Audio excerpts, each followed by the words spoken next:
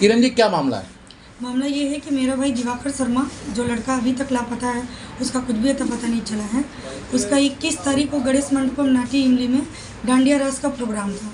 वहाँ से वो लड़का बिल्कुल लापता हो जाता है और 9 बजे उसका एक सुसाइडल वीडियो आता है, जिसपे 4 लोगों का जो उसके साथ में उस इवेंट में पार्टनरशिपिंग में किसी न किसी तरह से जुड़े हुए थे, उन लोगों का लिखा हुआ नाम आता है, सुसाइडेड कमिटमेंट होता है। लेकिन इस घटना के प्रकरण के बाद मैं कभी मुझे नाटी इमली चौकी पे और कभी चेतगंज थाने पे तो कभी आदमपुर थाने पे 21 अक्टूबर के 5 बजे भोर की जो सुबह होती है उस सुबह तक दौड़ाई गई। और अगले सुबह जब मैं अपना FIR कंप्लेन लेकर जाती हूँ कि यह प्रकरण और ये मामला है चेतगंज थाने पे, तो वहाँ के चौकी इंचार्ज साहब आते हैं और हमें उल्टा डपट देते हैं कि आपकी यहाँ कोई FIR वगैरह नहीं लिखी जाएगी, और बोलते हैं कि उल्टा इनके ही फैमिली और सलाहकारों को यहाँ बैठा लो और क्या कहते हैं कि इनके खिलाफ उल्टा मुकदमे कर लो।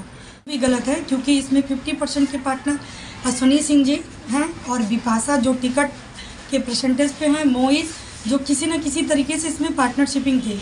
मेरे तक भी एक बिपाशा जी की ऑडियो रिकॉर्डिंग आई है, जिसमें उन्होंने खुद कहा है कि दिवाकर जी ने सारा हिसाब किताब वो सारे डायरी पे लिखते हैं, और एक दिन पहले ही होटल HHI में 20 तारीख को उन लोगों का सारा हिसाब किताब हो गया था, दोनों पार्टनरों का। दोनों पार्टनर अश्वनी सिंह, बिपाशा और ये सारे लोग HHI में बैठ कर सारा हिसाब किताब किए थे।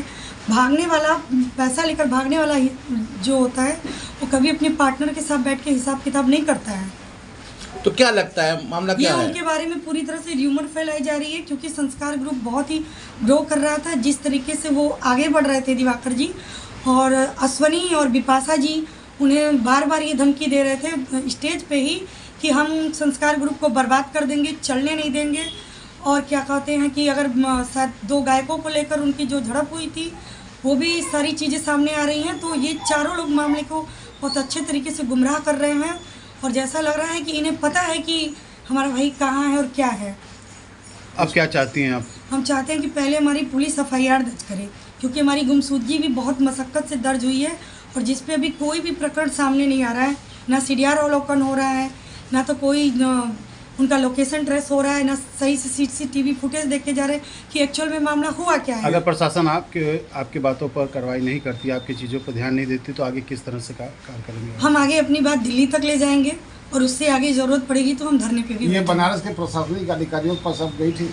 मैं बनारस के कमिश्नर साहब, CP साहब, ADG साहब को भी, और माननीय सारनाथ के जो CP साहब है, सारी जगह में गई। हर लोग यही बोल रहे हैं कि मामला चल रहा है, जांच आ रही है, लेकिन जिस तरह से पुलिस हमें संदिग्ध रूप से घुमा रही है कि आपका भाई ठीक है, सुरक्षित है, आना नहीं चाहता, ये सब चीज़ें कहाँ है? अगर हमारा भाई कहीं है तो लाके दीजिए, और अगर वो किसी का पैसा लेकर भागा है तो अभी तक उसके ऊपर आप लोगों ने FIR क्यों नहीं किया है?